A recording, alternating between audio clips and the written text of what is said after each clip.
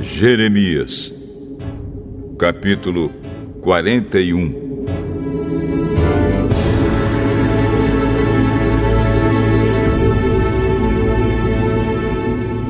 No 7º mês daquele ano, Ismael, filho de Netanias e neto de Elisama, que era da família do rei, foi até Mispa com 10 homens para encontrar-se com Gedalias.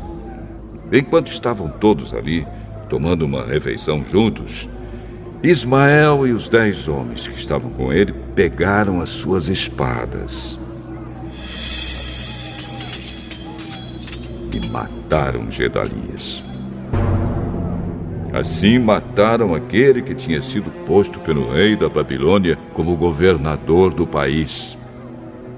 Ismael também matou todos os judeus que estavam com Gedalias em Mispa e os soldados babilônios que estavam lá. No dia seguinte, antes que alguém soubesse que Gedalias tinha sido morto, chegaram ali 80 homens. Eles vinham de Siquém, Siló e Samaria.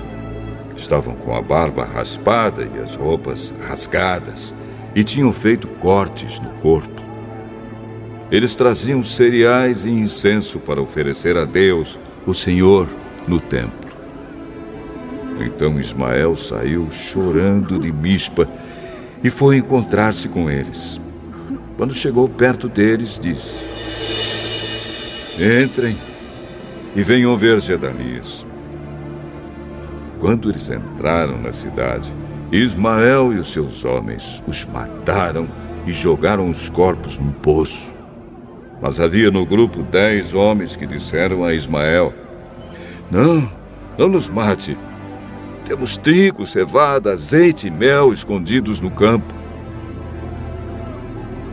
Aí ele desistiu e não os matou, como havia feito com seus companheiros. Era grande o poço que Ismael jogou os corpos dos homens que ele havia matado. O rei Asa o havia cavado para se prevenir contra os ataques do rei Baasa de Israel. Ismael encheu esse poço com os corpos dos homens que haviam sido mortos. E depois Ismael partiu para o país de Amon, levando como prisioneiros as filhas do rei e todo o resto do povo que estava em Mispa.